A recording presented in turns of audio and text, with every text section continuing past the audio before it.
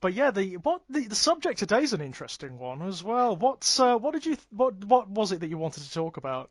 It's so this actually sprung up from my rewatching Primal for like the fifth time since it Right, came on right. Channel 4.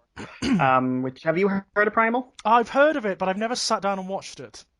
So for anyone who doesn't know, Primal is by Gendy Tartakovsky, who of course did Mm. Dexter's Lab and Samurai Jack Well, and blah I blah guarantee blah. some of you. I mean, I guarantee almost anyone watching this has seen something by I think he Gennady did some Powerpuff Tartakovsky. Girls. Yeah, Powerpuff Girls.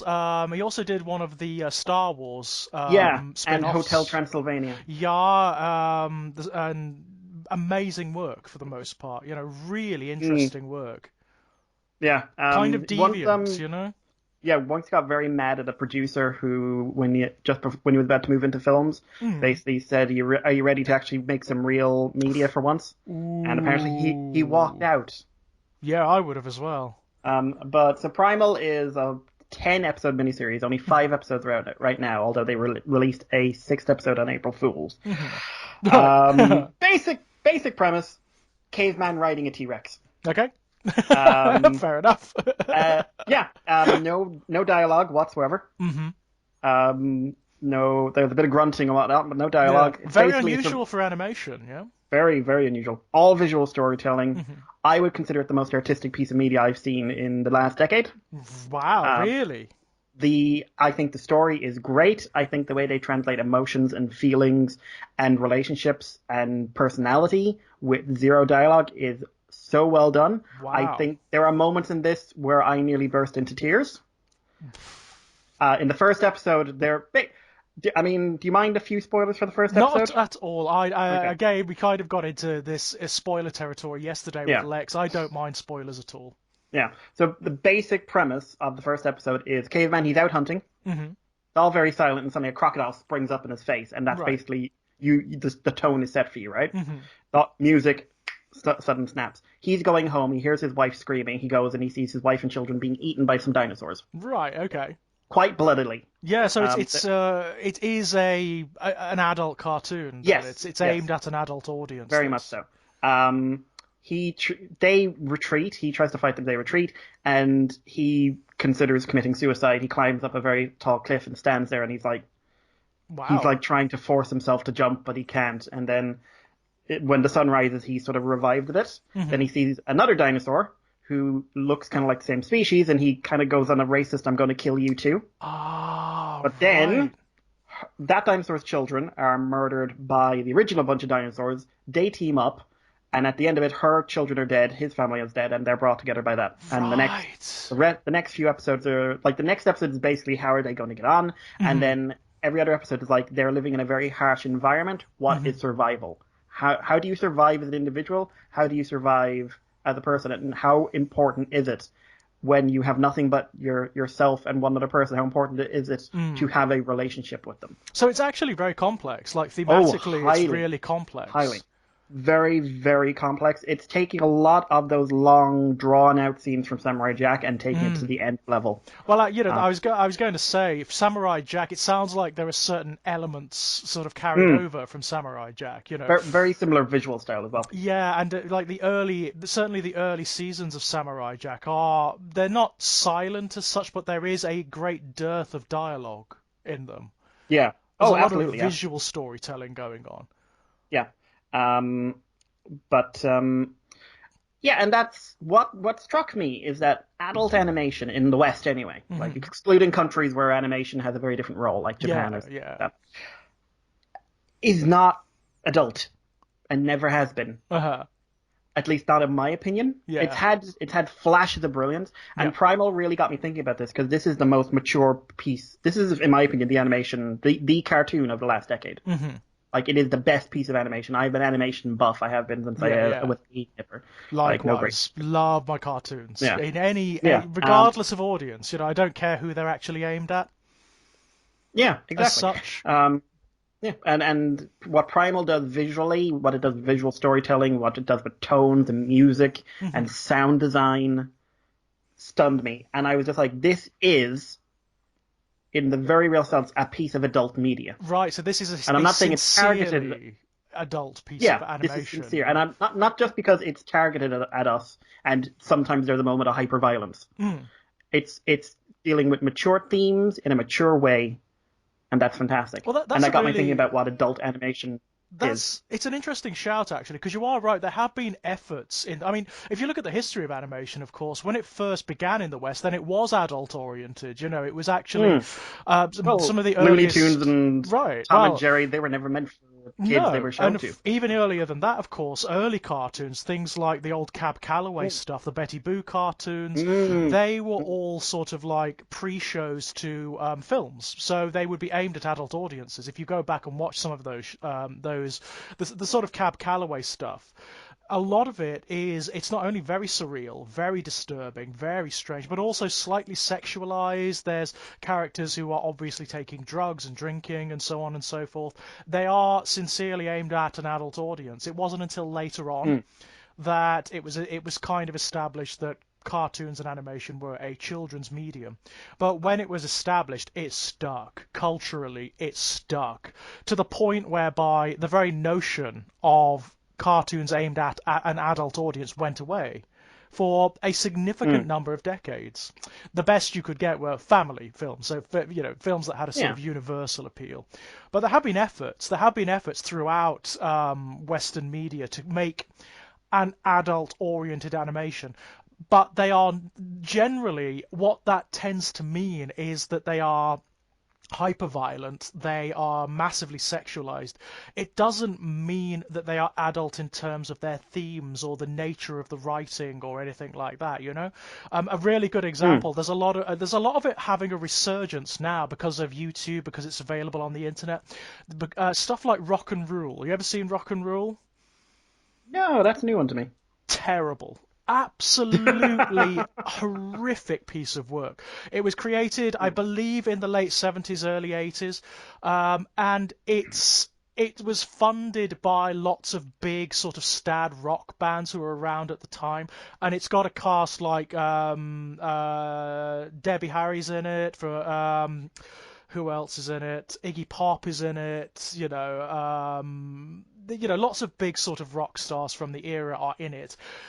But it advertises itself as being a piece of adult animation, but it's not. What it actually is adolescent. Mm. Yeah, I think that's a very good way.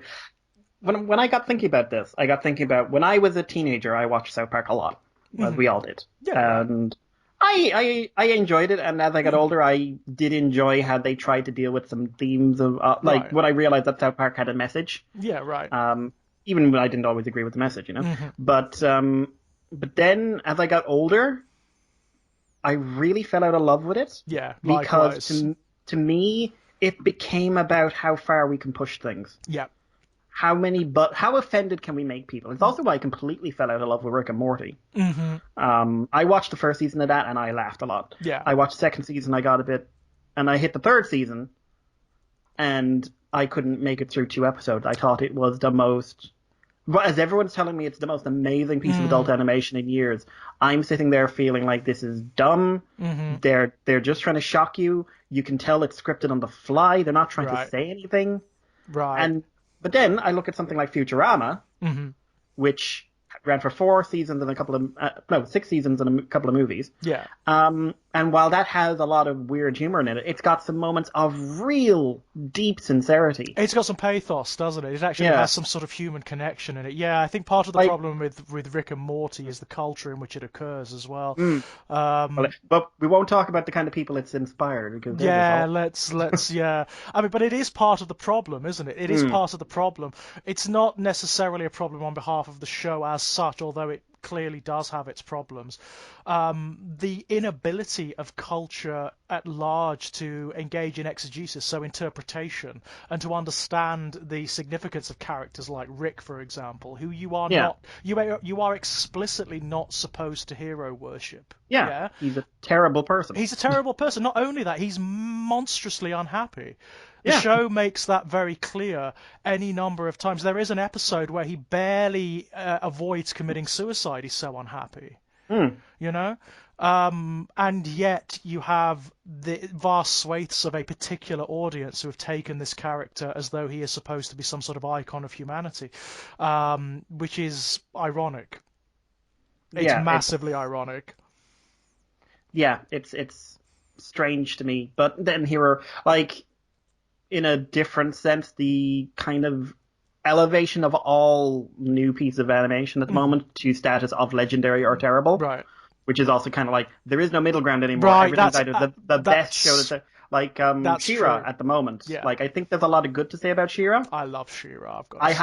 I have problems with like I've only seen season one. Hmm. I haven't seen past it, but just because I never got round to it. Right, right. Because season 5 is coming out today, so I'll probably binge the What? whole thing. Yeah, out today. Really? It's Oh, the now spot. Yeah, that's excited me. yeah. Oh, that has it. I Um, I must say I loved it. I mean, I mm, have seen all of the other seasons. yeah. I did another podcast actually on She-Ra exclusively with Mm, a lady named Laura Marrow, who is stunning writer, by the mm. way. Anybody listening to this, anybody who's listens to this channel knows who Laura is. She's featured on quite a few of my podcasts. I talk about her work all the time because it's so good. It's so bloody good. But she Mm. was really inspired by She-Ra, so we sat Oh, down and excellent. had a chat about it. And I've got to say, I enjoyed it very much. She-Ra, I Well, liked it a lot. like I said, I liked what I saw, but I had Mhm. a lot of problems with some of the writing. Yeah, yeah. Character wise, anyway, in the first season, I don't know if it Mhm. got better. Oh Um, yeah, it but does. from It what I understand, takes. like it hit some wonderful moments in terms of representation and everything else. Yeah, very Um, much so. but She-Ra is the best cartoon ever made. No, In- no, it isn't the best yeah, cartoon ever made, yeah, not by any stretch of the yeah. imagination. No, no, no, no, no. And next week, another cartoon will be the best cartoon ever Right. made, Yeah. and so on and so. That I think that's a culture that produces people who react to Rick and Morty as almost a Yes. religious experience. It's a problem, isn't it? And it's not just cartoons either. That's a problem in like almost all media. Like Mm. video games massively suffer Oh from it, you God, know? yes, absolutely. Every game is we were talking about it last time. Every game when was the last time a game has really reinvented something, really been Right. a milestone, and yet every time a game gets 9 out of 10, 10 out of 10, it's Right. like Yeah, yeah. And not only that, but like there is no middle ground anymore. So mm, like in terms of the marketplace, there was a time when you'd be quite happy getting a game that scored on average like 60 to yeah, 70% in reviews. You'd I be would fine, you I know? would still absolutely right now like I will pick up a 6 out of 10, 7 out of 10 game, 60, Absolutely. 70, and usually they're really fun. They're really good. You know, they are often games that have moments of genius, but are flawed in some like technical way or whatever, which is fine. I can deal with that fine. And sometimes the flaws actually make them. You know, the flaws work in their favor in a strange poetic way. But there is no marketplace for that now, even in terms of video game design. Like, you know, if you certainly from big video game designers, studios, they want the 99% game. Yeah. They want the AAA title, the one that's gonna sell billions, you know? Mm. And it seems that the only place where there is a market for the game that is technically flawed but has really interesting ideas is in the independent market now. Yes, I'd absolutely agree with that. Really where that is where ideas are going these days. Right, yeah? But sometimes it's also where like you can really see that they have fantastic ideas, but they don't have the budget to implement them. Yeah, that's absolutely true. Mm. Absolutely true. But in terms of cartoons, yeah, it is true. They're either like reinventing the wheel or they're doing nothing, yeah? I mean, I would put like my favorite show on Netflix in animation wise right now is Dragon Prince, Mm. which I like better than She-Ra. I think it's better Yeah, I like scripted. Dragon Prince fine. It Yeah. wasn't it took me a while to get into it. I had problems with the actual animation, but Yeah. that's because they were trying something new and it Yeah. failed. Right, right. But I think the writing was absolutely top notch. Yeah, it's really But pretty. um, for the week anyone was talking about it, it was the best show ever made. And Hmm. as much as I love it, it ain't Avatar. This is it. Part of the problem, of course, is the fact that it was marketed as from the same team who created Avatar, yeah. Yeah, And the problem with that is Avatar is such a high watermark. yeah, it's unrealistic, shall we It's say? it's it's massively unrealistic, It should and never have happened. no, it's a like miracle, isn't it? Nothing they've produced has ever come close to the Well, same standard. can it? That's the problem I have. Yeah. Can it ever come as close to the? Because Avatar is one of those strange pieces of media alchemy where everything worked, everything Mm. came together to make it superb. It's a just a beautiful show. The writing, the acting, the animation, everything is top notch in that show. And trying to recreate, not just recreate Avatar itself, but recreate the standard of Avatar, the lightning in the bottle, it's just not going to work.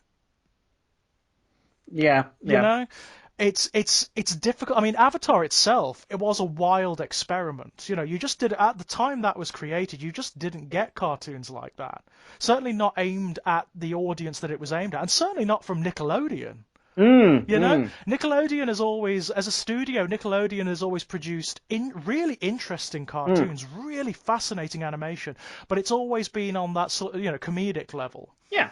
It's they're cartoons that are explicitly aimed at children, and they are not necessarily epic stories. They're not like Brechtian theatre or anything like that. Whereas Avatar is. Mm. Avatar is a wild and wacky experiment. I can imagine what it must have been like for the writers pitching that show at the board meeting, because there just wasn't anything like it. They were not taking chances on these long epic stories because Yeah. cartoons didn't last that long. Like this needed a guaranteed 4 seasons to work. Right, Like it right. had to have them, or three Yeah, seasons rather. well, But it just wouldn't yeah, have three. happened otherwise, would it? Mm. You have here a story where the characters have arcs. There is a definite mythology. There are political themes and intrigues that unravel as the show progresses. So you cannot just have one season. Mm. It'd be like trying to cram the Lord of the Rings into one film. They did. And, yeah, they tried. Actually, I mean, funnily enough, The Lord of the Rings is a good example, isn't it? Because of course Mm. that kind of leads us on to Ralph Bakshi. Mm. Bakshi's an interesting figure in animation in the West because he is one of those people who try to reinvigorate adult animation, Mm. but because of certain technical limitations on his part, i.e., he constantly went over budget, like not just a little bit over budget, like into the millions of dollars over budget, and was also very, very difficult to work with by all accounts. Very rarely finished the projects that he worked on. Hence the Lord of the Rings cartoon, which is it's an interesting piece. It's an interesting piece of work. It's not a very good adaptation of The Lord of the Rings. No, it's no. It's But got real problems in that regard, but I do appreciate it in and of itself, I as like a John sort Hurt in it. of a sort of time capsule thing. Mm. There are things in it that don't make sense. Why is Aragorn cast as a kind of Native American? That doesn't make any sense. Why is Boromir like a sort of cartoon Viking? That doesn't make any sense. Why is Saruman the White dressed in red? Don't know. There's a lot wrong I'm with trying to that. remember. There weren't any red wizards, were there? There was No, brown. not There was no. there was blue. There are two blue Yeah. wizards. There's Saruman the Blue. White, Gandalf the Grey, and Radagast the Brown, Yeah. and that's it. There aren't any And the other blue wizards wizards. went off into some direction. I can't remember off Right, the top of my head. yeah, they wander No one off knows into what the happened. south. They're a footnote, Mm. basically. They're a footnote. I think he does name them. Tolkien does name the two blue wizards. I cannot, for the life of me, remember what their names are. Because nobody can. Outside of, No. like, the people who write those Tolkien Oh. encyclopedias you can Mm, get. mm. Nobody knows what their names are because they don't do anything. Yeah. They turn up in Middle-earth, they wander off into the south, and that's it. That's the last you hear of them. There were footnotes to drive home the point that Gandalf's the only one who stayed in the pad. Right, exactly, yeah. There is nothing else. But the cartoon, I mean, I like sort of how experimental it is. Like, it uses a lot of rotoscoping techniques, which I find that a fascinating form of animation. Disney, in its early days, used to use a lot of rotoscoping. It's why when you see Snow White dancing, she looks so incredibly fluid Mm. and looks almost real. It's because she is real. There is an actress that they filmed and then drew over the film to get the flow of Snow White moving and dancing. It's why she looks so much more real compared to, say, the dwarfs. which are entirely cartoon. Yeah. So someone once said to me, like, it's fascinating to watch the old Disney movies and how much more fluid they were. But yeah, so this whole thing got me thinking, like, what makes animation adult? Yeah. And why is it that linking adult animation as a term now is synonymous with extreme fart jokes and sex jokes and everything else? Because it's almost like saying the medium's so immature we have to make it as extreme as possible for people to take it seriously. Right, which is ironic, because what tends to happen then, it tends to come off as adolescent rather than as adult, doesn't it?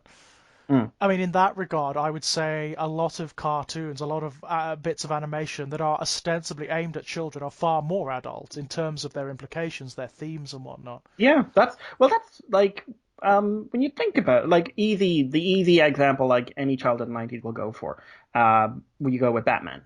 Right, The animated series, a series that the creators said they would not be able to make today. Which would dealt with lots of very mature things. And in a very mature way as well, you know. It still had goofy as hell episodes, absolutely. But like one of my favorite episodes is the one where the guy everyone thinks he killed Batman. Oh yeah, and Joker gives a funeral and then says like, we're going to take that man there, and put him in that coffin there, and drop it in that vat of acid there. Yeah, it's stunning. Yeah. It's a speech that Mark Hamill is often asked to give at conventions, apparently. Yeah, I can believe it. But what, the standards of today are different, but as we've said before, we mentioned She-Ra, we mentioned Dragon Princess, Steven Universe, there's... Steven Universe, yeah, that's a really good example. Adventure Time. Yeah, Adventure Time, there's another show on Netflix at the moment, Kopi, I think it's called. Don't know that.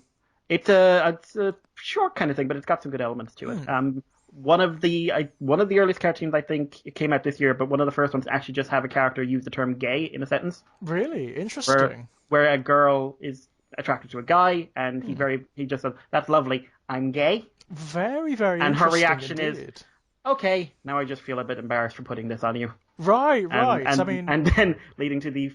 Like, the look at someone and all the stars shine up and moment. Yeah, well, right. He has that with a guy later on in the show, and it's so well done. I nearly fell out of my chair laughing. Yeah, that's very cool. I mean, that is happening at the moment. Yeah. And in media that is ostensibly aimed at children, you are getting representation. I mean, I don't think Steven Universe started it, but Steven Universe kind of made normalized it. Yeah, it normalized it, because when you watch Steven Universe, it deals with really interesting issues relating to things like bodily autonomy, gender identity, but in a very clever metaphorical way. You know, I found the techniques that it came up with for explaining things like physical intimacy, gender identity, gender politics, very, very clever, because it's very digestible. You know, there are elements within the mythology of Steven Universe that communicate those concepts on a thematic level to children, and it's really clever. It's really clever. But like these shows are really pushing. I don't know. These days, I'm not so sure it's pushing boundaries as normalizing a few things that were when the boundaries have already been pushed. Right. But children are being confronted with better storytelling, better character realization, better drama, more deaths, if you want to go that right, better fight scenes, better humor, real good humor. Like, they're getting all the adult stuff. Yeah, they're getting the artistic shows with the cool visual styles. And our target animation is American Dad, Family Guy, and here's a 5-minute fight scene with a chicken. Right, and it's a fair point, you know. Not to mention that we mentioned how Steven Universe and gender identity and stuff like that. Adult animation still has not really gotten past the fact that being gay or being transgender, or being whatever, is funny. It's still a joke, yeah. It's absolutely true. It's absolutely true, and it's not just animation either. Like, you can compare things like, for example, most of the films in the MCU, right? they don't really tackle anything. They don't talk about anything. They don't have any particular themes to speak of beyond, their own internal mythologies. Mm. You compare and contrast to something that's even reasonably old now, like Avatar, for example, which is aimed at a child audience, but which is resonant with all manner of concepts and themes and notions. You compare and contrast to something like Steven Universe that has all of these very interesting concepts within it, and there's just no comparison. There really is no comparison, and that's beyond even on like a storytelling level. I take something like the more recent DuckTales cartoon. Yeah, yeah. Bloody brilliant. I mean, Fantastic. just genius. Also recently had openly gay couple. Right, yeah, Mm. and very subtly done as well. Just like, not really. It didn't make a muchness of it. No, although the line will stick with me forever. My sister from a pair of misters. Yeah, it was great. It was really respectfully, They're both wearing "I'm with Dad" t-shirts. Right. I think for me, I think it wasn't the first time it was done, but the first time I ever saw a direct reference to gay people in a cartoon or an animation that was aimed at children was Paranorman. Yeah, where his brother. No, it wasn't. Yeah, it was his brother, wasn't it? That's No, right, it yeah, was. it's It, the it big wasn't his jock brother. guy. It was the It's sort of jock guy. the Whose character. the sister was fencing him. That's And right. then, Who yeah, would be in any other cartoon or animation would be like the bully archetype. yeah. Turned out to be gay at the end, and it's just this really subtle line, just this one line that is so well delivered. And what I loved about it was that character completely defeats the stereotype that you find in ostensibly adult cartoons like South Park, like The Simpsons, like American Dad and Family Guy and whatnot. And this is aimed at children. This is aimed at children. Well, like I was watching something about it this week, but Simpsons, when they did their gay episode back in Right. day, Yeah. their way of approaching it was to have an episode about Homer being massively homophobic, Yeah. Right. of an incredibly effeminate man. Yep. And at the time, of course, Simpsons, it was definitely challenging a few perspectives because at the end, Homer, as much as Homer ever can, gets past it. But they didn't introduce someone who could have been, oh, you'll pass him in the street, you'll chat to him. They introduced a stereotype. Right. Now, some people would say that's the thing to do because you have to introduce what people expect before you can challenge them with something new. But if we look at how animation has approached it, when they've introduced LGBT characters, they've just introduced characters. They've just Sometimes been there. it's a passing reference to their sexuality or their gender identity. Sometimes they're a major character. Sometimes they're a roundabout, like as you said, Steven Universe took a sort of left field approach to a lot of this. But it's kind of boggling my mind as I start thinking about it that we tell children they're stupid. We tell children they don't have attention spans. We tell them that they have to have everything dumbed down to them. Right. But their media is challenging and interesting and engaging and mature and is telling them, no, you're smart. You can handle these things. You can think about what it means to have a sexual identity or a gender identity. Right. You can think about it means to be attracted to someone of the same sex. You can think about it being a straight person who is hanging around people who are gay or transgender and how that affects you and how, maybe you'll say the right thing. Maybe you'll say the wrong thing. Maybe you'll have a bias. Maybe you won't. And these are all being laid out in cartoons about things like rock people. Right. I mean, whereas we have shows that are specifically designed to represent your life. They are situations. It's in the name. And they spent like what's another Family Guy gag of everyone vomiting for a minute and a half. And yeah. I'll laugh at them. Right. But they're not like. But they're not doing anything. Why aren't it's not we? Like it's not why aren't we getting anything. this? Right. What? And when we're not getting this, it's blood and guts. And it's only blood and guts. It does seem as though there is a kind of renaissance happening in children's media, and it's been ongoing for quite a while now, where almost all of the media I've seen in recent, like a decade or so, that has moved me in any particular way, that has made me feel that it was incredibly clever, that it was trying to say something, to introduce some ambiguity to me. Much of it was aimed at children. A significant proportion of it was aimed at children, whereas a lot of the adult media, ostensibly adult media that's been aimed at me, has been simplistic, has been narrow, has been myopic. and hasn't really tried to shunt me out of any particular place or assumption. Mm. And that is a problem. That is a real problem. I mean, we come from a generation, you and I, Mikey, where our children's media was pretty bad. Yes, It frequently was terrible. generally pretty bad. I know that a lot of people have incredible nostalgia for it, and I get that. So, I mean, Mm. you are going to have nostalgia for media that was formative. You just are, because you have an Yeah. association with it, and that's fine. There's nothing wrong with that. I can still sing the Teenage Mutant Ninja Turtles Right, opening of off by heart. course. It's not exactly a show that's aged well if you look at its just raw quality. Not at all. I mean, most haven't. The only show I can think of from the sort of like the 1980s, early 1990s that has actually aged pretty well is Nightmare. I'll put Brave Star in there as well, Brave actually. Star's pretty good. Brave Star's actually surprisingly good. I Which rewatched. again, what would be one of those and a very early example of I think of supposed children animation that's challenging real issues and topics. Yeah, because and it does, doesn't it? I mean, there are some really interesting episodes. There's That an drug episode where the drug person taking addiction. drugs dies. Yeah, right, and it's a kid as well, isn't it? Yeah. It's a kid, if I remember correctly. Yeah. They didn't get over it. Yeah, I mean, there's a lot of shows from that era that try, but they do it so badly. They do it in such a sort of narrow, myopic way. Really good. I mean, the sort of arch example of this is Captain Planet. He's a hero. Captain Planet was it was a show built around its message, I suppose. The problem is that it presents that message in such a narrow and myopic way and doesn't present any solutions whatsoever, that it just comes off as flat and condescending and just bad. I mean, there's an episode in Captain Planet, I shit you not, where they tackle the AIDS crisis. It's the only episode I remember. Right? I've forgotten every single episode of that bloody show. Apart from that one. Except for that one, because what is it, the boys playing basketball or something? That's right. And no one wants to play with him or hug him. Yeah. And it's just like, yeah, cool. Right. It's not very good. Let's put it that way. It's not very good. And the raw fact of the matter is we've got to accept this. The media that was aimed at us, by and large, not universally, but by and large, it wasn't even trying to teach us anything or to engage us imaginatively. It was trying to sell us plastic. Yeah. That's the truth of the matter. I mean, we are the children of the sort of Thatcherite Reagan era.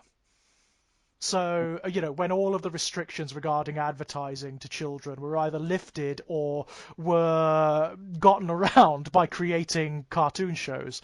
Yeah. And that's all they're really designed to do. It's why you get the hideously myopic morals at the end of the old She-Ra and He-Man episodes, It's why He-Man can't hit anyone with his sword. Have you ever noticed that? Ever watched an episode of He-Man? Or Spider-Man can't punch anyone. Right. Wolverine? In the 90s show. Yeah, he can't. Well, I will probably accept the fact you can't have Wolverine stabbing anyone. Exactly. I mean, to be fair to the X-Men 1990 show is the outlier. It's the exception that proves the rule. Yeah. Because that show... just since I had it in my head, the Spider-Man show did a very interesting episode on terminally ill children. I remember that one, yes, the 1990s one. Yeah, I remember that. Which was based on a comic, I believe. Was it actually based on like an issue? Yeah, the kid who collects Spider-Man, that's it. Yeah, it was like a big fanboy of because in the comic it was a boy, in the show it was a girl. Yeah, that's right, and you don't know that she's terminally ill until the end of the episode, because you see Spider-Man leaping off the wall and the camera pans down and it says there's such and such home for terminally ill children. Yeah, and I was very young when I saw that, and that scene of him swinging past that sign has stuck with me since I was, 10 years old? That was very clever. That's a subtle way of doing it without making it saccharine, because what that does, really cleverly, it doesn't dehumanize the little girl by making her a sympathetic character. You don't automatically see her and think, it makes her a human. It makes her an actual character, It's very clever. It's actually a really clever way of doing it.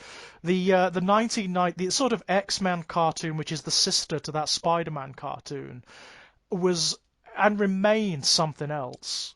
It's a stunner of a cartoon. I mean, it is a product of its era, so it does have some problems, I mean, there are issues because it was produced in the early 1990s, and cartoons of the early 1990s tended to have a lot of problems, like inconsistent animation. There are Voice obviously acting. problems with the voice acting Yeah. and whatnot.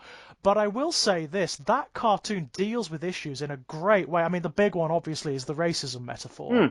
Absolutely. I mean, well, it's not just racism, is it? It's any kind of prejudice or bias. I mean, Well, you have, that was always the intent of the X-Men of from the course. beginning. Like, you were supposed to be able to slot anything in there. It's become these days it's become kind of racism, homophobia, but Right.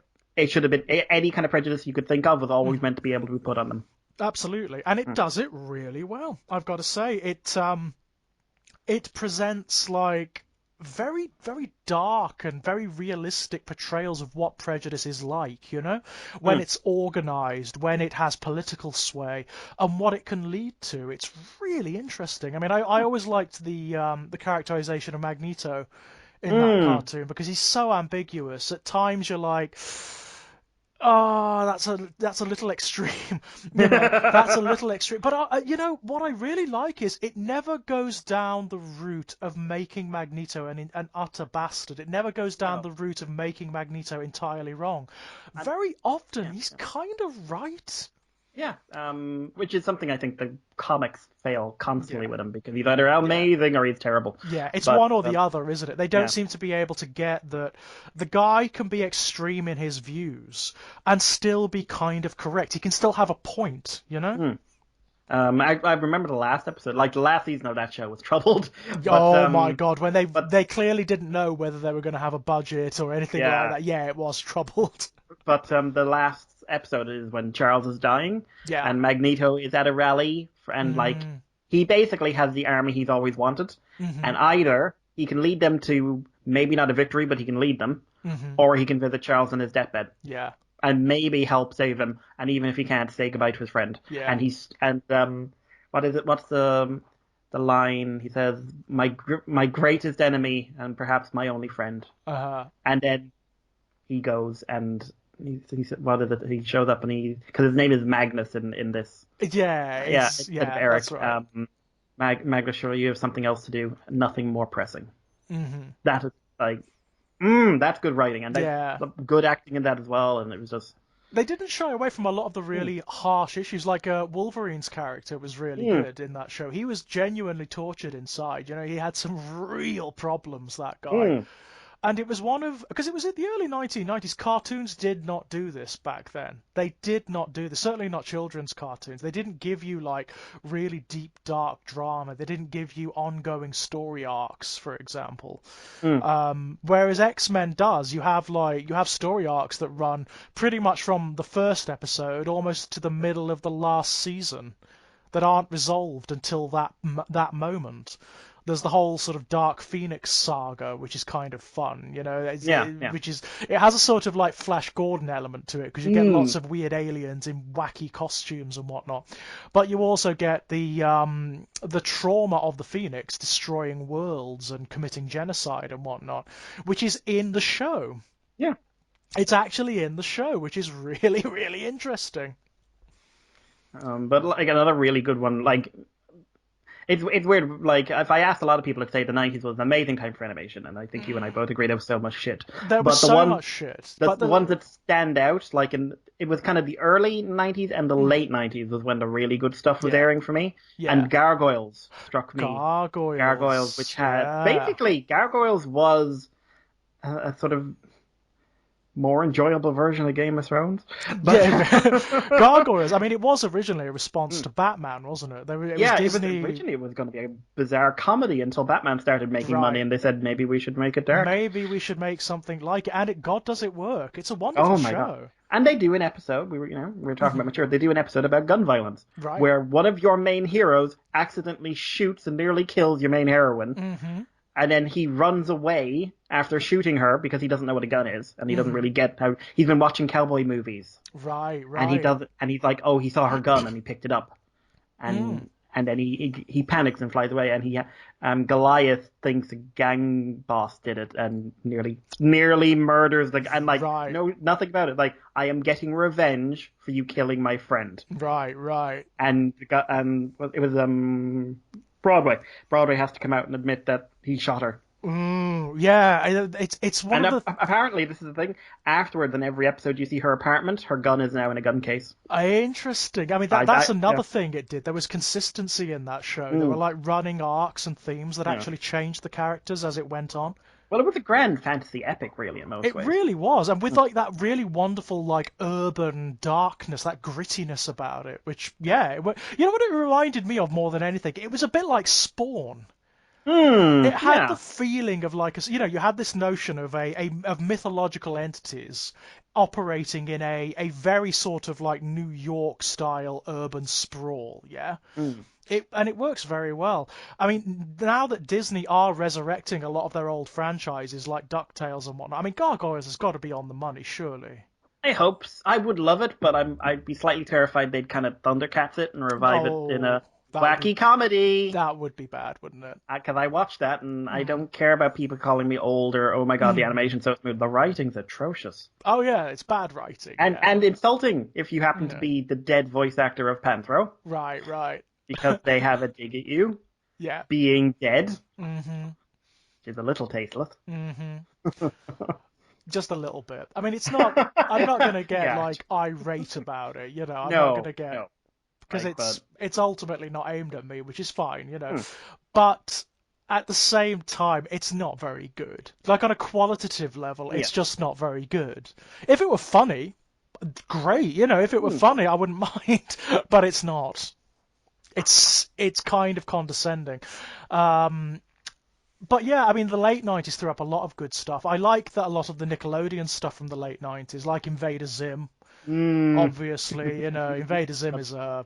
Oh man, if you're talking about a show that Invader Zim took the adult animation idea of Mm, gross out humor and extremities and then combined it with just the darkest shit. the darkest world imaginable. I mean, yeah, It's so good, and the visuals were so disturbing and wonderful. right. And then they did the movie a few years ago, and it was Yeah. fantastic. Oh, Enter the Florpus. Yeah, Yeah, it was I great. was so worried about that It until I was watched it. great. I loved every moment of it. Just the lines. What I found with Enter the Florpus is what they've done is clearly the original Invader Zim is clearly a massive experiment. They don't know if it's going Mm, to work, but it does. There's some weird alchemy where it just hits. It just works. It's just funny and dark and disturbing and deranged, like mm, totally deranged. With Enter the Florpus, they know what they're doing. They know like the formula, they know what works, and they just go for it. yeah. And it's beautiful. There were some of the lines in it just had me howling. But I think one of my favorites is when Dib is chasing Zim towards the end of the movie, and he says something along the lines of, "I liked you better when you were a toilet." Yeah. And Zim goes, "I was never a toilet. I was hiding in a toilet." the Oh, the writing is brilliant. It is sincerely wonderful. yeah. It's just the weirdness. It's just the fact these characters, there's no real anchorage for them. They don't operate with relevance to any kind of reality. It's just Mm. deranged. And like I would say very challenging for children to watch that. Like Yeah, it is saying like turn your fucking brain on yeah, right. because this is going to be sharp, it's going to be rapid, it's going to say things you're not really sure why they're saying it. Hmm. Like what was it where he's spying on Zim at one point and he's eating waffles and the Gerber is above like what is it he's just eating what's in him I added cinnamon you're lying. Yeah, why? Where does that come from? The reactions are so strange, but that's what makes the show. Mm. It's what makes it work. It's the fact that there is no. It's genuinely surreal. It's like it has like this sort of uncanny valley quality where you're like, well, why? But it's funny, and yeah, I love it. I've got to say, and Yeah. it's one of those shows where I will happily go back and watch it again and Oh, again, and it oh, will make me I've seen howl. I've seen the Chris like Mini Moose is there's something that got brought in at the very end. It's just like meh. It's just Yeah. like oh man, Mini Moose broke me, and Mini Moose like or the room with a moose. Oh, Where the that fuck did is that come from? right, A right. room with And a it's like moose, and it's just a moose chewing cud. right, and That's all it's doing. the way it's framed is amazing, isn't it? Yeah, The way everyone's it's like it's like framed. the Twilight Zone. It's like Right. But You know, the whole oh sort man, of like omen music gothic choir for Minnie Moose. I yeah. loved that. I But loved that to it's like bits. when people talk about Rick and Morty and what it Mm. does, I'm just like, Zim did it better. Zim did it better. Yeah, you're Zim did the absolutely same right. thing, and it Hmm. does it much, much better. I mean, and you know, it's such a simple concept because ultimately, it's actually beneath all of the complexity and the sophistication of Invader Zim is a Mm. really simple core concept, which is Dib is the only sane person in this world, right? Yes, if for a certain value of For sane. a certain value of sane, but he's the one who. I mean, it's so clear that Zim is an alien, right? Yes, like it could, unless he had a big sign saying "I'm an alien" and was Right, banging it out with a cymbals and was right, playing a music song saying "an alien has landed." I'm not entirely yeah, sure how much. Like the time his eye falls out, and right. and he's, or what? Like you think it's a skin condition? Yes. Or like, But oh, Dib gets it from like the first episode. The minute he walks into that classroom, he's like, yeah, you're an alien. it's an You're lying. alien. The lying. Oh, I watched the whole clip of all the lying screen. Like the time they go on the TV and he's like, "He's an alien. When will the lies end?" The jokes about Dib's big head. Yeah, oh my God, you're unusual. Oh, where like they go into another world and the portal is in Dib's head to get out, So brilliant. and Dib go. Oh, we just crawl into your unusually giant head. It's Oh, and how do I get out? Good question. But I don't care. And tries to climb into his brain. that, you know, that episode, Halloweenies, it's Mm, called. The Halloween episode is so weird. yeah, it's gross, and in Some a good of way, the in a wonderful way, it's gross. the imagery is unbelievable in it. What I like is the fact that the horrific version of Miss Bitters, the teacher, Mm. probably is about as equally as scary and disturbing as the actual Miss Bitters. You Doesn't know, have quite that sound effect when she comes into a room. so brilliant. The chittering, there's almost like Yeah. arachnid chittering that she has. Ah, I love it. I love it. Mm. And doom, doom, doom, doom, doom. Now go. That's the lesson. That's the entire lesson. To celebrate overcrowding in schools, we'll be adding a new pupil today. Oh dear. Oh, Yeah, she is actually one of my favourite characters in the oh. whole thing. I love. I love. Anytime Miss Bitters turns up, I'm happy.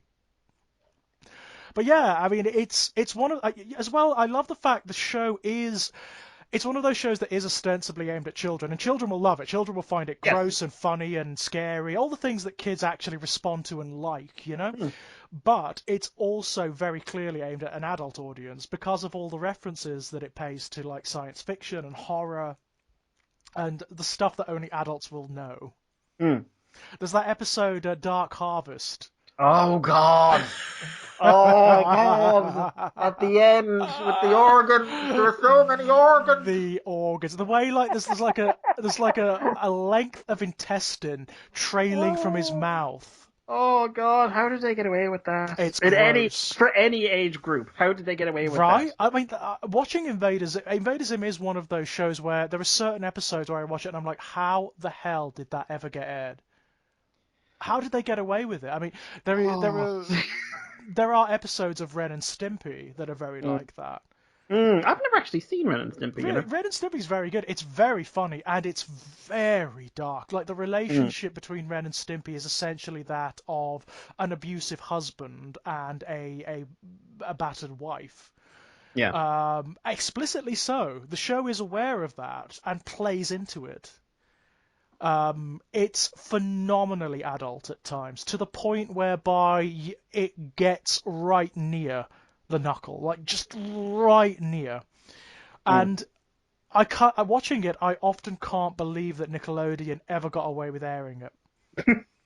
I can only assume it was because in the 1990s, in like the mid 1990s when it was originally airing, there just wasn't as much awareness of it, of like children's media. There wouldn't Mm. have been like outrage on the internet or anything like that, for example, because the internet didn't really, well, it existed, but it just wasn't pervasive back then.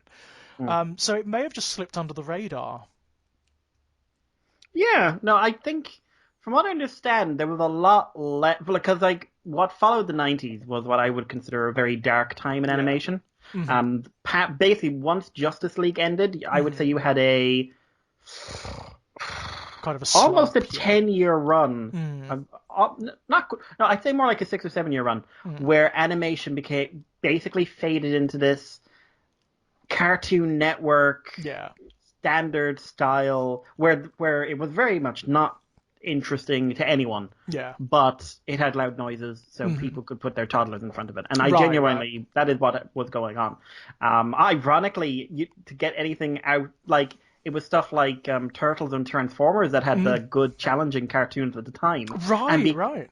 and because of the way they were, whether it was Transformers Animated or Transformers Prime or the 2000s Turtle Show or the Of 2011 course, Turtle yeah. Show, their networks were trying to cancel them.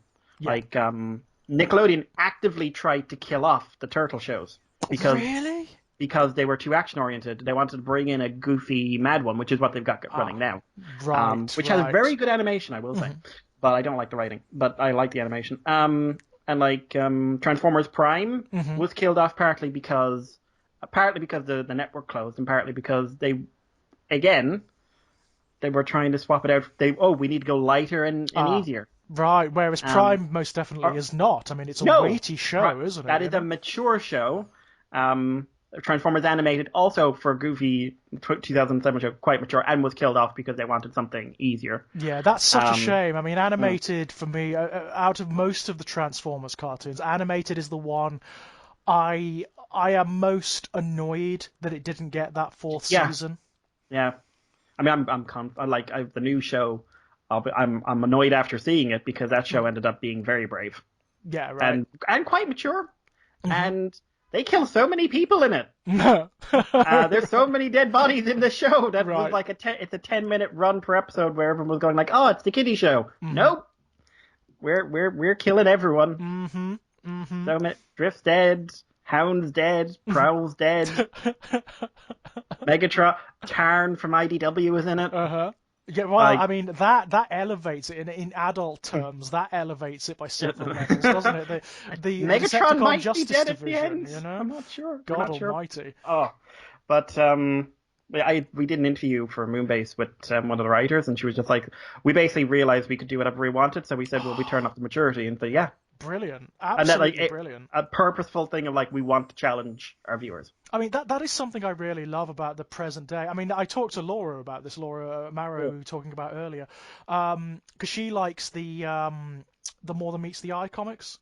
But it seems like a lot of these franchises that were originally, like way back in the 80s and the 90s, just designed to sell plastic, have taken root in imaginations of the audience that they were aimed at, that audience which are now adults and which now demand something a little bit more challenging. And those children have now become adult writers, and they have taken the characters, the settings, the themes, and turned them into something really, really interesting. Yeah, and companies have realized that there's money to be made from making quality. Like More Than Meets the Eye, when they decided to make a Megatron an Autobot. Yeah, right. That wasn't that didn't come from James. That didn't come from the writer. Really?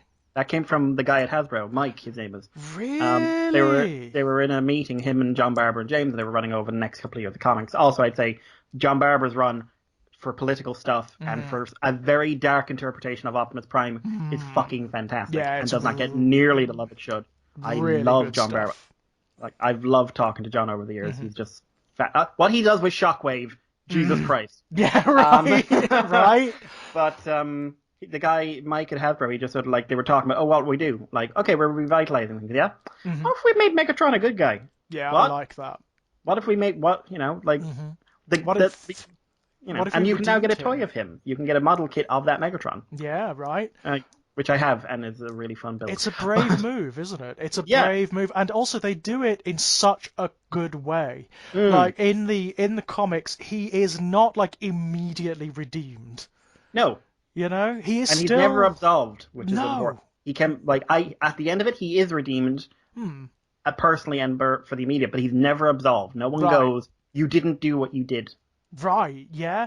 It's explicit as well, isn't it? There's that one story where they go to the world where every death that everyone has ever created it's represented by a flower, isn't it? Yeah, yeah. And Megatron finds his particular plinth, and it's just like a a wasteland of flowers just stretching into the distance all around him. And it's this wonderful, quiet moment of repose where he's confronted with the consequences of what he's done. And it's wonderful. It's absolutely wonderful. The fact also there's space for these characters to change now. You know? It also is a very interesting comment on our approach to justice, which is our approach to justice is that you can never make good on what you've done. Mm-hmm. Yeah. Our approach to justice is you will be punished, and either that punishment will get rid of you, or that punishment will stay with you for the rest of your life, and you will never get past it. Because it's not about justice; it's about revenge. It's about revenge. It's that is what true. the criminal justice system is, and it would be very foolish to deny it. What do you do when you have someone like Megatron, who has done horrific things, but who genuinely, sincerely wants to do right and feels that if you let him, would do so much good going forward. So atones, genuinely atones. The book really does deal with that, and one of my favorite lines is at the start. Rodimus he's in prison after surrendering, and Rodimus says, "You're going to go to trial, and you're going to be killed, and you deserve it." And in the last issue, there's a framing thing because Megatron, everything's come to an end. The Autobots are saying right, we want to put Megatron back on trial, and Megatron said, what I did, I will go back on trial. And Rodimus visits him in his cell and says, I'm going to tell you the truth. I don't have to watch what I'm saying. You're either going to be locked up forever or you're going to be executed. And I don't think you deserve either of them. Wow, yeah. It's and Rodimus, having spent the whole book being very vocal about the fact he kind of hated him for a while, by the end of it is very staunchly trying to get, he's trying to save him because he cares about this individual. He has stopped. He's made a distinction in his mind between who he was and who he is. Yeah. But a lot of the crew has, but a lot of the crew hasn't. And the wider world certainly hasn't. No, he's still Megatron, isn't he? Ultimately, he's still the icon Megatron. Yeah. Yeah. So it's just how that plays out, and Transformers is challenging us, but things that are written for me are telling me, or outside of comics and stuff, are telling me that, hey, just so you know, I don't want you to feel like I'm pushing anything. I don't want you to feel like you have to turn your brain. This is for you to turn off because this is a silly medium. Because whether it's animation or comics, the specifically mature ones are frequently the worst. Because they don't want you to think. So I don't. It's something I like. It's why Primal got me going. Because here's a piece of adult media that is adult in the most literal sense. It's not adolescent. It's not childish. It's adult. It's genuinely mature, adult, and it's genuine. It's that's a very key word about it. But it's challenging me. It's getting me to use my brain. How am I how to interpret a medium when the entire basis of how communication is gone? This has gone from an audio to a completely visual medium. Yeah. And it's interesting, isn't it? Why is only one show out there at the moment aimed at me that's doing that? Yeah, right. Especially when you consider that animation is so well placed to communicate story visually. Surely that's what it's for. Yeah, we've got the radio otherwise. Absolutely. You don't necessarily need reams of exposition in animation. You can show it. Yeah. It's actually one of the problems with anime, because of course anime is very often produced on a very, very, very tiny budget. It's very sort of efficient. That's very what tight, it's about. Timelines. Very tight timelines. But because of that, and because of certain storytelling traditions that only exist in Japanese culture, they don't exist in the West. In the West, the whole tradition of storytelling is show, don't tell. Yeah, that's the whole thing. It's not the case in Japanese mythology, it's not the case in Japanese history, and it's not the case in Japanese oral tradition. In Japanese oral tradition, what you get exposition. You get characters standing around telling you what they're thinking, what they're going to do, and that's what you get in Japanese animation as well. And it can be very difficult to take, when you've got these characters in anime who have these very dense, long interior monologues where they're either talking outside or they're thinking to themselves, I'm going to do this, and this is what is happening, and I've got to do this. It can be incredibly wearisome to sort of a Western eye or to a Western palate, I have been a long time anime fan, and likewise. but it's trying to introduce someone to it, especially at our age, that exposition. It's hard to get over, isn't it? And also, like, there's the stereotype of what anime is, which is tits and madness. Which, oh, Right, but let's be right. honest, it is tits and madness. There's a Like, lot of that. Yeah, but definitely. sometimes under the tits and madness, There's there's great stuff. I mean, yeah. there's some great stuff out there. I mean, I tried to Hmm. introduce Ray Curran recently because he likes some anime. He has some problems with a lot of the conventions of anime, but I can I tried imagine. to introduce him to Death Note, which I consider to Ooh, be one of the better animes interesting out one. there. This. And the big problem he had was exactly what we were talking about earlier, where he said, like, I can see why it's good. I can see why Mm. people like it, but it Mm. stops dead for me when you've got Light Yagami sitting around at his desk saying, I'm doing this and I'm going to do this and this is my plan and where it's just like interior monologue over and over and over and over again. Mm. And in order to engage, it's not just anime, it's actually Japanese storytelling in general. Mm. Very much so. You've got to get over it. Yeah. I just sort of grab people, throw them in at the deep end with something like Kill the Kill. No, yeah, right, okay. I was just like, listen, this is going to have the most extreme stuff in every angle you can Hmm. think of, but my god, the story's fucking amazing. Ray would hate it. And That if they can make it one, out of that, they can watch yeah, anything. Ray would hate it.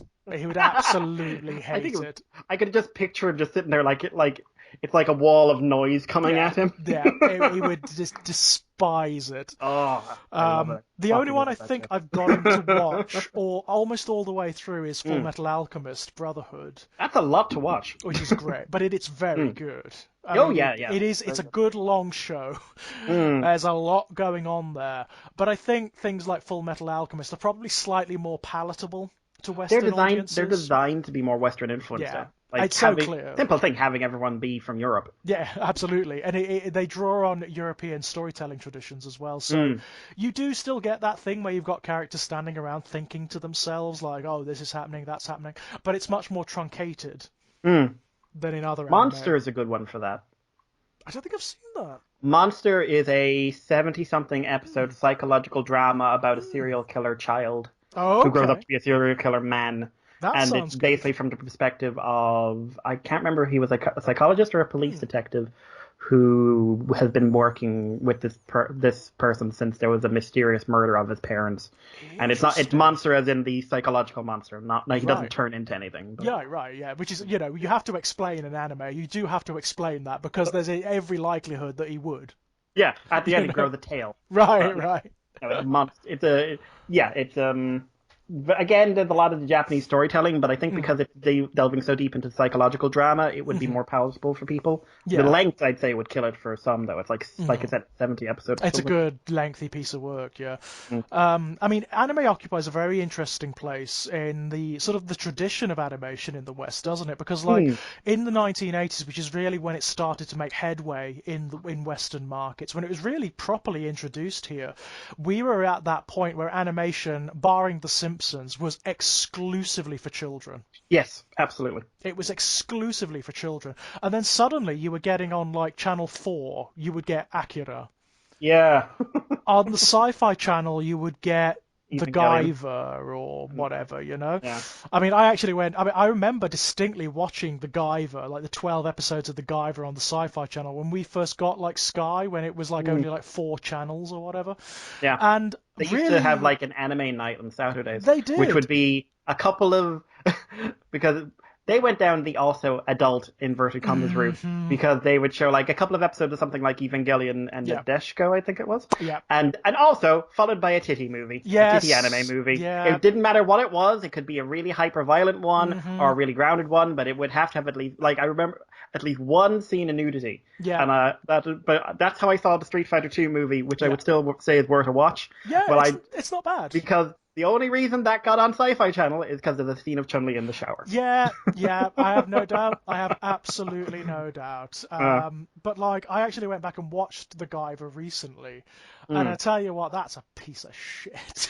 I haven't seen. I've got one of the box sets, but It's so I could wank. never get it. The story's still ongoing as well, which really It's fucking annoys me. so wank. Honestly, the Mm. concept is fine. I like the idea. I like the Mm. ideas behind it, but it's so badly executed.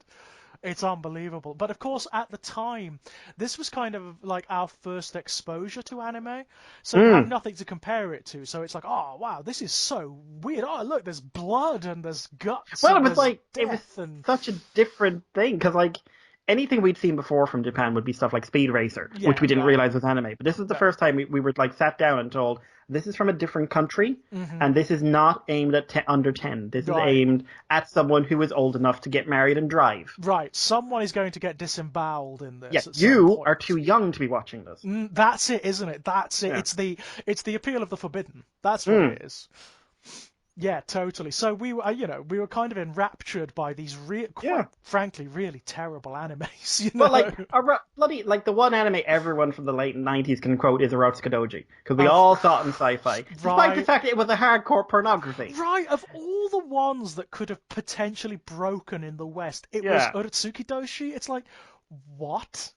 but like it aired. I don't remember the story being particularly good, No, it's but I was not. like boobs Yeah, right. and other things as well. Well, yeah, there's not just boobs in it. There's like everything, isn't there? Like, There's everything.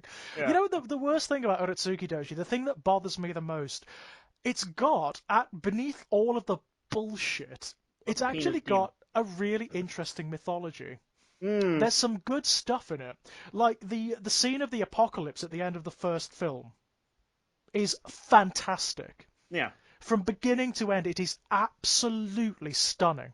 Where the Overfiend kind of erupts, and you've got like the devastation of the world. It's Yeah. so well done. It's so well done. It just happens Yeah. to be surrounded by a film that is just awful. Yeah, it's not even good porn. No, To be no, blunt, it's not. it's It's kind of like bad porn because it, I won't lie. When I was that age, I was like, oh, what else is in this? Because this is bizarre, and I'm edging. And it was like there right. was stuff with stories, Yeah, actually halfway decent stories, there's stuff. but Yeah.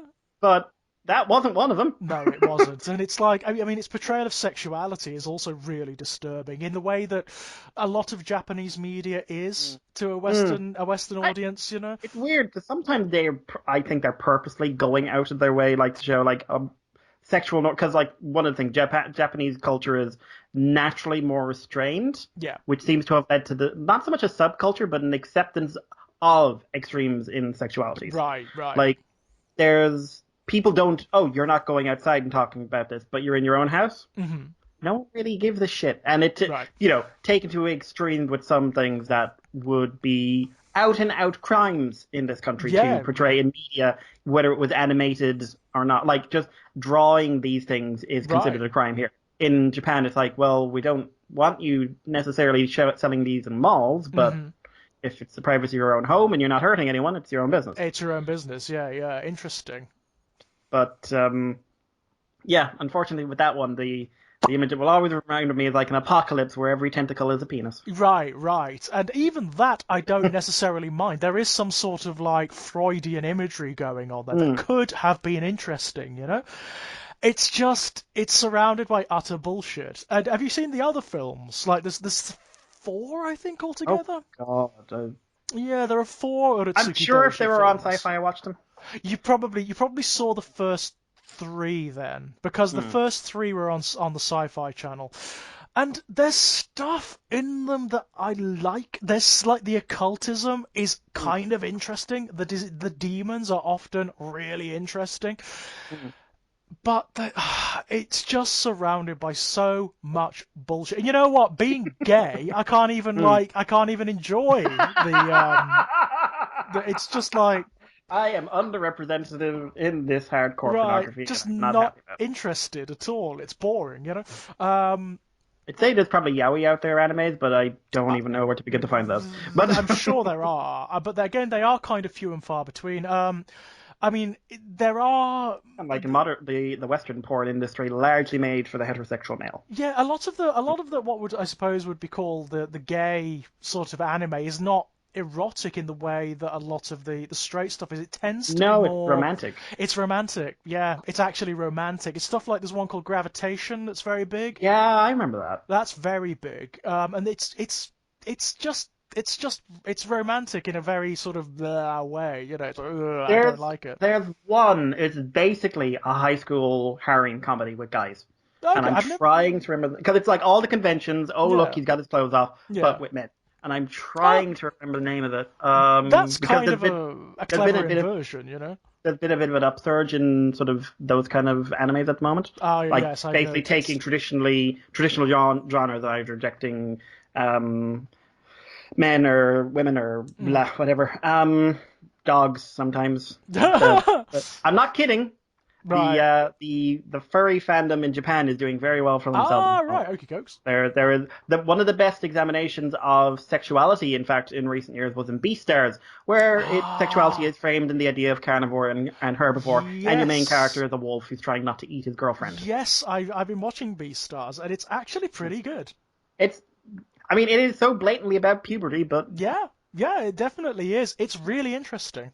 mm, It's well done. It's well, the metaphor is very well described, I yeah. think. Apparently, it's a direct response to the Disney movie Zootropolis. Yeah, well, yeah, clearly, Um, clearly. I but mean, apparently, the writer said like some of the themes in there are interesting, but I didn't think they really delved into the psychology of it, and he wanted, right. again, he said in an interview that he wanted to really delve into how we frequently use the idea of predation and sex Hmm. intertwined. What do you do when the idea of predation is very literal? Yeah, right. So he wanted to take it a bit further, but the setting and the tensions that exist are exactly the Hmm. same. They're Yeah. exactly the same. Actually, Um, Zootropolis is a good shout, actually, because I really enjoyed that film. oh, I It's love it. It's yeah. fantastic. Great. Again, really good for racism, and ends in a Mm. mixed race couple. Right, right, Yeah, yeah. because Very clever. they're dating by the end of it. I'm just like, Mm-hmm. in fact, it's not even ambiguous. No. Like someone said, like you can really read the ending of the two of them in a relationship. She says, "I love you," Yeah.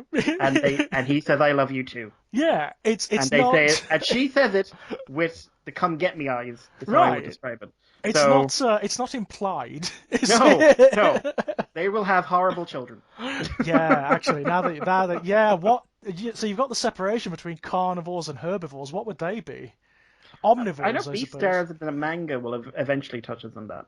I don't what hybrid children. I know it touches on that at Hmm. some point, but Interesting. uh, Interesting. But no, I mean it's an interesting piece of work. You know, mm, it deals again, it's a good example of animation dealing with ideas and yeah, themes and whatnot. In a very clever way. I mean it does have sometimes that anime thing of characters standing around talking about shit instead of showing you the shit, you know? even there when he first attacks her, Yeah. and Oof. it's all from his perspective, so you're getting a lot of inner Mm, monologue. yeah.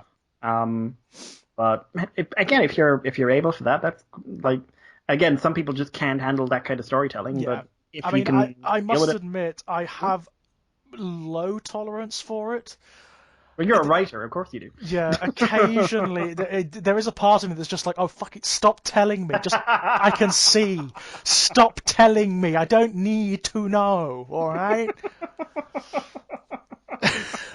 I want to watch a show with you like that. I want a live stream of you just going like, "Oh, for fuck's sake, I get it." Yeah, so a response video is what you want, basically. Yeah. Hurry up. You have 10 minutes left in the show. Right, That's at right. least the scene.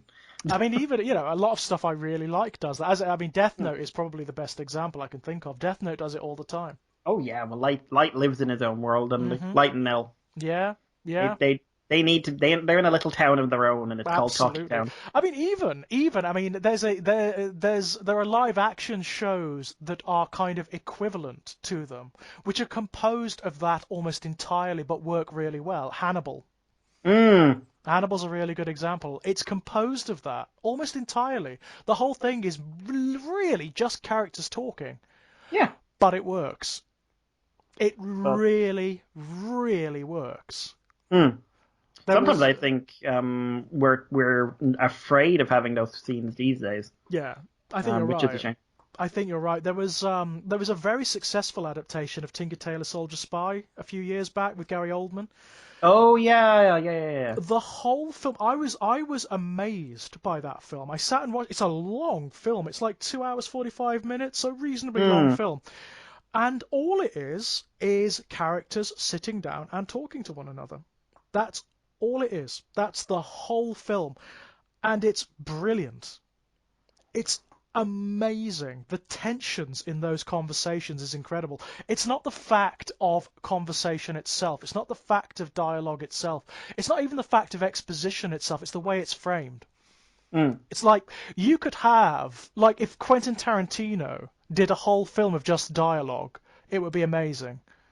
Because Quentin Tarantino's dialogue scenes are so fraught with subtext and with just these bubbling tensions that are going on underneath, that the dialogue is often the best part of the films. They're the bits I like. Yeah. I can't really take the rest of them, to be completely honest. It's like he's someone who very much falls into the how far can I push it vibe for me too much. Yeah. Like, I love Django as a film until, as long as they're talking to each other, I love it. Yeah. It's The when anything dialogue else is great. happens. Yeah, it's the one I always think of is that one in Inglourious Bastards, where you have the Jew hunter character, the Nazi, and he is sat at a table in someone's home and just talking to them. Just talking to them, and it's the most flighty, light conversation imaginable. He's not talking about anything, and you know that there are prisoners of war who have escaped. There are Jews underneath the floorboards, yeah. And if he realizes, then there's going to be carnage. There's going to be absolute carnage, and part of you knows that he already knows, and the tension is incredible. It's a really clever bit of dialogue, you know, and I find that works very, very well when there are subtexts to dialogue and conversation. Yeah. But it's not something you get in anime a lot. It's really not.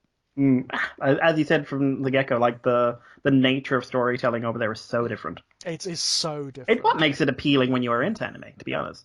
Yeah, I imagine it does, because it is such a divergent tradition from what we're used to. Yeah. But, you know, again, if a show about a bloody wolf is doing sex talks better than a lot of American shows, we're in trouble. Yeah, right. I mean, yeah, it's a shame really, because I mean there are certain shows I would certainly recommend, and most of them are shows that are aimed at children.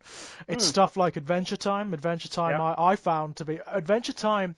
I didn't watch for the longest time. I didn't get it, you know.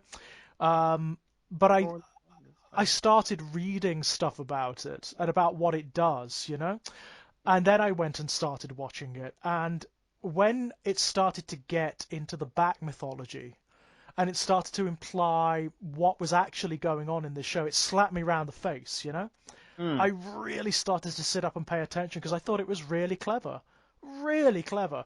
It's a beautiful piece of work. And again, deals with stuff like sexuality, with gender identity, all sorts of stuff in a really, really, really adult way. Steven Universe, obviously, is one I would massively recommend. Yeah. Just pretty much unambiguously. I'd say try any Netflix current animation. Now, I would say try. They're not all going to be a win. No, they're not. But a lot of them are good. The freedom of Netflix is really and definitely Netflix more than the other streaming services, is working in the favor of mature storytelling. Yeah, I totally agree. Netflix are a really interesting platform. They've got this thing where they take chances, they take risks on things. Because they've got the money. They don't. Yeah, right. They're making their money whether this one particular show succeeds or fails. Right, which means that there is just this efflorescence of invention. It means that you can get almost anything on there. Yeah. And they'll take a chance on it, which is wonderful. It's absolutely wonderful. You know, they can produce as much shit as they like as long as they produce those, you know, those little bits of genius. Yeah. I don't mind. Yeah. And like I said, I started with this, and I can't say it enough. Please, everyone, watch Primal. Yeah, I'm going to go and have a look at that. It's on Channel 4 if you're in the UK and Ireland, online. So I just found it on my PlayStation, and it's on Adult Swim if you're in America. But Right. I've never seen. It's basically taking Samurai Jack to a very logical conclusion. If you're taking what would be if Samurai Jack was done today, Right. if he had the freedom he had, because he did Samurai Jack today, and he did a much more mature, more violent story that was still very funny. Yeah, it was good. includes a scene of a bunch of tiger men wearing shirts saying, "Uh-oh, you're screwed." Yeah, yeah, right. And the robot Scatman. Yep. Scaramaggio, or whatever his name was. But it also has an episode largely about Jack murdering Mm-hmm. 3 women, all while pictured against a white wolf murdering a bunch of like acid cats. Right. It's And who will win, who will lose, kind of thing, you know. yeah, very interesting stuff. In fact, I would recommend Samurai Jack from beginning to end. Oh, Just go watch the whole thing. such an incredible show. Yeah, so cine-literate. There's so much like cinematic allusions in it. It's unbelievable. If you're a student of film, it's an amazing watch. It's an amazing watch. I think we're just about ready to wrap up, aren't we? Yeah, I'd say it's Just winding about down so. actually. I mean, the only thing I could think of to talk about at the right now is there's now this really bizarre penchant for taking animated movies and television shows and turning them into live action. Oh my God, I make it hate it. stop. I hate it to bits. It's not even the fact they're doing it, and I find it fucking insulting to the original product. Right, It's that every single time they seem to think there was something wrong with the original they need to fix. Yeah, it's the arrogance of it, isn't it? Like Beauty and the Beast, perfect fucking example. Right. Oh, we need to make sure Belle seems like a strong female protagonist. Let's make her vapid and the Beast a dick. And then suddenly everyone's against her reading. Despite the fact she was quite a strong female protagonist. Yeah. She put the Beast in the place a lot. There's a very good video by Lindsay Ellis sort of analyzing whether or not the whole does she have Stockholm Syndrome thing. And they're just like, no. Because when he threatens her, she leaves. Yeah, she goes. Which right. You don't do with Stockholm Syndrome.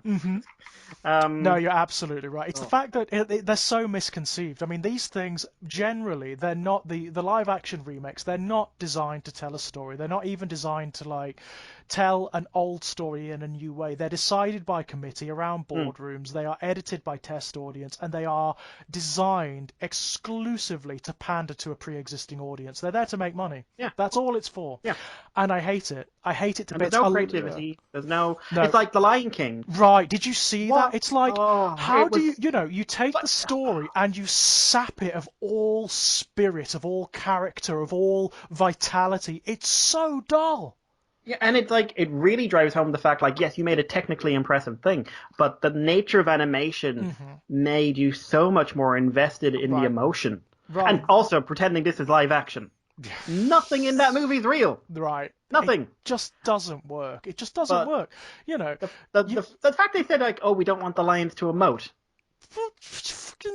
Why are they talking then? Then what's the point? You can't talk in real life either. I checked. Right, I used to work at a zoo. Yeah, it's madness, isn't it? I hate all of them. I haven't seen one yet that I like, I've got to say.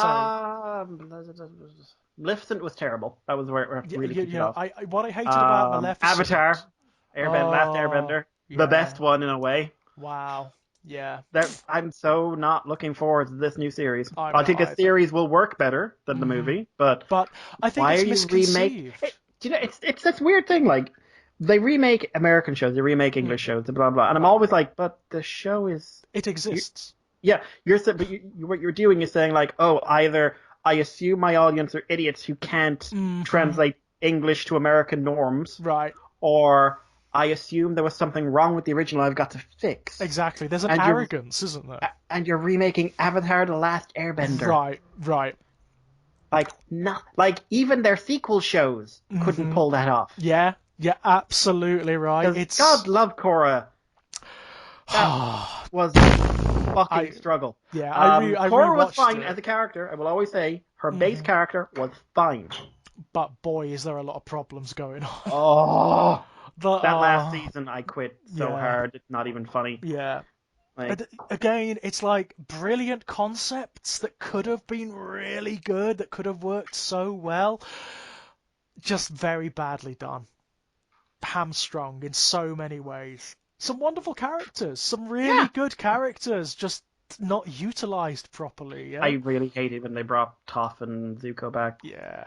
Zuko especially, because Zuko got his ass kicked. Yeah, he did. I was just like, Nah, we've seen what elderly benders can do, Yeah, and like Zuko loses to a guy with an eye, and he's got a yeah, fucking dragon! yeah, right. Zuko had a dragon! Yeah. They What? get stronger as they get older, don't they? They get Yes, better at what they do as they get older, not weaker. and it was a fucking dragon! Yeah, right. The So source of all a firebending! firebending, exactly. So if And he's he like gets with a dragon, he should be like well. apocalyptic. That should have been this. I've had this rant in me for years, so just forgive me. Okay, go The ahead. well, how that scene should have, if you want to play it, these criminals, these, ooh, look, he can use a bending that no one Mm, else can have, and they always got air bending. They've all got mm, little techniques, right? The thing should have been that the three of them versus the two of them was a complete wipeout, mm-hmm. and it's them creating a situation where Zuko, being the person he is, has to let them go. Yeah, right. Because he should have been, like, it should have been a case like, you're up against the former Fire Lord Yeah, and a fully grown dragon. yeah, You should be terrified, but it should be like, this guy isn't. It's not his power that's scary; it's his mind yeah. and his because he was a cult as well. So it should That's be his right. dedication to his effort. Like he should have been like, I have. By the way, I have left something behind you that will kill everyone in the prison I've escaped from. Mm-hmm. Yeah, Don't care who they are; they are all going to die. Now you right. can stop them, or you can chase us. Yeah, And it, like, oh well, how do you know it's going to work? Because if you choose to stop us, it will kill me as well. But right. either you will let me go, or I will die knowing I made you stay. Yeah. That's it. That's exactly it. You had the same thing with like when they were fighting Temzin. Yeah. You know, Temzin is an air master. He should Yeah. have kicked their asses, you know? Yeah, because you've been doing it for what, a week? Yeah, yeah. I mean, and like this guy, he masters like the ultimate air technique. Oh, air walking, wasn't it? Yeah, it's like, oh, come on. Oh, like next season where Korra has she's got her full powers back. Hmm. Like she's got the Avatar state, and she's up against the Metal Bender, who's Yeah, able to yeah. overpower her in the Avatar state. Right. It's like, come Really? Did anyone see at the end of the on. last show? Yeah.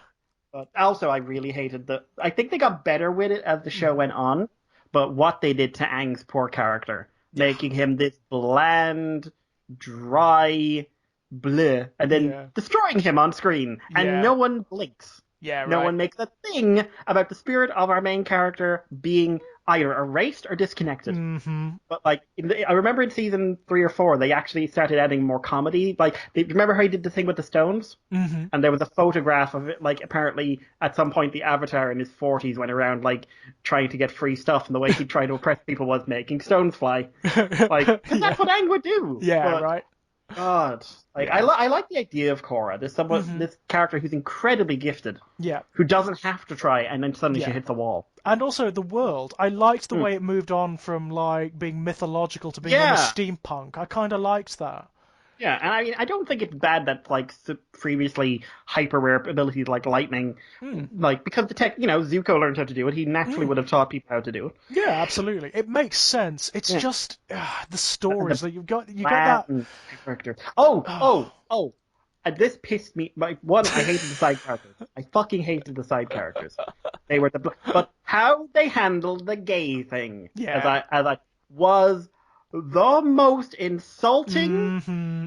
They had gone online Right. and so for anyone who doesn't know, at the end of the show, Korra and Asami are a couple. Mm. Apparently, But there's no context for it. there's no that There's not people. even I a got suggestion I got that. strips torn off me. By the way, Right. when I was on a podcast with someone and Yeah.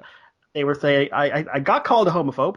What? No. Yeah, I, It's but badly handled. it's It's like the badly whole handled. basic the setup's there. Right. Asami was writing her letters beforehand. And my response was, one, why is she able to walk? Because I liked her better in the wheelchair. And Hmm. two, so she's getting letters and she's responding to them. Now, this could be like, oh, this is their love blooming. Or her other options are a pair of idiots and her ex. Yeah. Right. Who else is Yeah. she going to talk to? There is no context for it. And There's then at the certainly. end, they kind of look at each other and the camera zooms out. Yeah, if they were going to do it, they should have done it. Just gone Yeah. for it. Brilliant. Fine, if they do have this realization, great. Why didn't they make it a story arc? Yeah.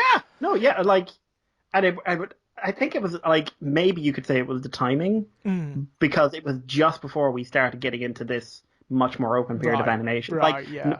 you had stuff, I think, in stuff like the Cartoon Network shows, Mhm. but this was when action animation was starting to just hit that stride of normalizing sexuality. Yeah, right. And but no, I'm apparently a terrible person because I don't like. No, I didn't like it I think it was either. fucking insulting to anyone who is Well, homosexual. it was But bullshit. Yeah, it was total bullshit. If you're I gonna could do be a it, homophobe. I don't know. I I've been don't worse. know. No, Like, I mean, I look at you sometimes, George, and I do think, I mean, what even are you? But that's more a general thing. Like after years of knowing you, what the fuck are you, man? Yeah, it's who You ain't knows. rat, boy.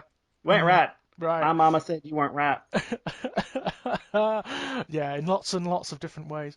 Never Lots of different ways. changed. Yeah. The world would be less without you. But yeah, no, it was insulting. It was badly handled. If you're gonna do it, don't do it in this half-assed kind of like suggestive way. Go for it. She-Ra does it. Yeah. She-Ra does it. There are gay characters. There are gay couples in the later seasons of She-Ra. Doesn't make a muchness of it. They're There just in the there. first season because Yeah. the princesses, the two Yeah. princesses don't do anything, Right. which frustrated me. But they were cut. Are they married? Yeah, it's made over in the later seasons. Yeah. Yeah. You know. Like because it's the 2010s, 2020s, and we should all be kind of like, okay, cool. Right. It's. Like it should not be should not be something we blink at anymore. I wouldn't have minded were there some suggestion that Cora was like bisexual or something, throughout the show, but there isn't. Yeah, it just feels weirdly like she broke up with this really atrocious boyfriend. Right.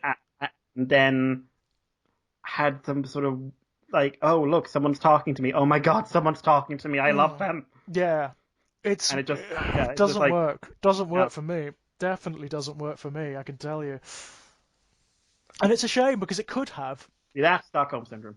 Yeah, right. It could have worked. It could have been done well. Like so much in that show, it could have been done well. I loved Unalaq when he first turned up.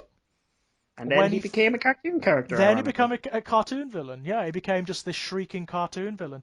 When he was talking about balance and when he was talking about the necessity for there to be some measurement going on here, I was like, I like that. That's really interesting. I like that a lot. Yeah. Or the way season 2 ended with the entire reframing of your entire world. And talked about it for the rest of the show. Yeah. Spirits have returned to the world. The entire planet has rearranged everything. Let's ignore it. We're going to look this way because we want to do a story about an overpowered bunch of dickheads. Right. We're going to completely ignore it. Yeah. It's such a shame. Again, because there are great characters. Tenzin, I love to bits. Oh, yeah. I love really well to bits. Great performance.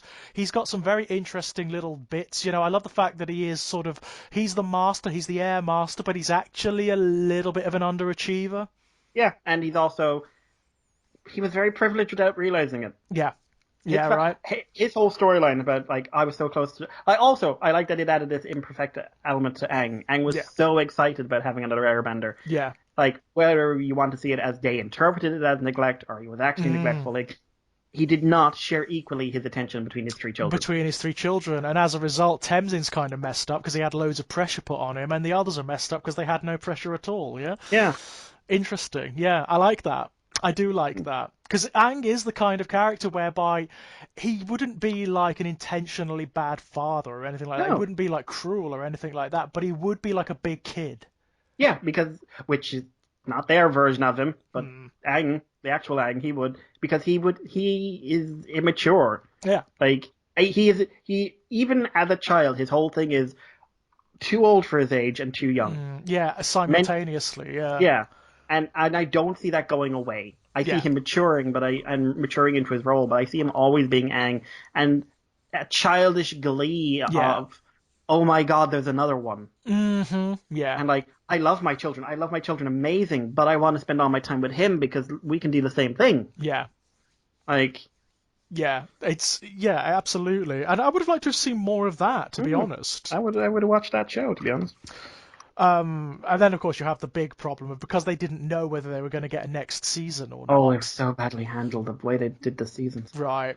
Right, so you've got like these villains who are set up and then they're kind of very quickly done away with, and then another one's set up and not very well handled and very quickly done away with, and yeah, doesn't really Yeah. work. Doesn't. I mean, the ultimate villain should have been Unalaq, shouldn't it? Because you have the Yeah. Dark Avatar, then like the antithesis of the entire mythology right there. Yeah. But Um, they found, from what I read, once they didn't know what was going on with season 1, so they made it mm, close. yeah. And season 2, they decided they wanted to keep the same formula basically, since they did it in season 1. And it also led to, well, Nickelodeon was also trying to kill the show at the Yeah, same time. I know they had some real issues with Nickelodeon, like really big issues with So, Nickelodeon. I mean, it's like they've gone on to do better things, Hmm. but Korra is this thing that everyone was telling me to love. Everyone and their mother was telling me to love, and I could never, Yeah, ever. it's difficult. It is difficult. It tries really hard. It's got some really interesting stuff in it, and sometimes it's really good. Mm, But yeah, you've got to endure a lot of shit. yeah. It's got such a, the fact it's following up. Like it, I would not blame anyone who said they just kind of cut off the story of Yeah, Avatar at the last Airbender, and nothing else really. We don't know what happened to Aang as he got yeah. older. Like, did he? What happened to him? Who knows? Who knows? It's fine. It's Yeah, absolutely fine because it's a perfect story, isn't it? It's perfectly yeah. well done. It's perfectly told. It's such a good story. You don't really think too much about the fact your protagonist is 11 and is Nope. really desperate to get this 14-year-old. Right. It just Really desperate to get her. doesn't make. Yeah, And you then they don't. kiss at the end, and no one. Like the do. thing, when they kiss at the end, no one really feels awkward. No, I never felt awkward watching that. no, because it's sincere. It's real. Yeah, It makes sense. It actually does make sense because again, unlike Korra and Asami, it's set up. yeah, It's very well. actually set up very early They on. have a comedy episode which is largely about both taking the piss out of the show and dealing with that relationship. Yeah, right. Absolutely, It's yeah. an amazing episode. It's a really fun episode. It is. I like how pissed off they all get because of their portrayals in the. I love the idea that even at that stage when social media was in its absolute infancy, people were sitting there at the show and just like, okay, we've got to call some of this bullshit out. Yeah, right. Like we've got, and then at the end, oh, what a ridiculous portrayal of our life, and then at the end you die because in this story you're the bad guys. Yeah. Very cool. Very cool indeed. But yes, do you have any closing thoughts on this one, Mikey? Adult animation. It's got get into the spirit and not the title. Yeah, right. That's Most- basically it. It's because really, what if I communicate anything, it's like it's up to you to determine what is mature and what is adult. Yeah. And it's up to you to determine if all you want from mature animation is someone making a boob joke. And if that's all you want, or you want a joke about someone having a sex doll, or someone farting, or someone whatever, I will never judge you for wanting that. Yeah. But I will say, please don't assume the entire medium is limited in this way. And I really wish more companies would take the risks Adult Swim was taking with Primal. Yeah. And hopefully we will see a bit more, because I was reading through a list of adult animations and everything else, and the last few years there have been one or two that are pushing the boundaries a little. Yeah. Yeah. Like, not a lot, But a little. getting there, yeah? Yeah. No, absolutely. I completely agree. It's looking at things that are not necessarily labeled as adult, but which have adult themes and concepts, and which are mature, which don't condescend their audience, basically. That's what you're looking for. And you'll find those everywhere. You'll find them amongst children's media. You'll find them amongst media that's aimed at families and adults and so on and so forth. If I can make some recommendations, go watch the new DuckTales cartoon. It's absolutely. really good. It's really good. Go and watch Adventure Time. Go and watch Steven Universe. Go and watch She-Ra. Go and watch Primal. And enjoy. And until next time, guys, bye-bye. I want cake.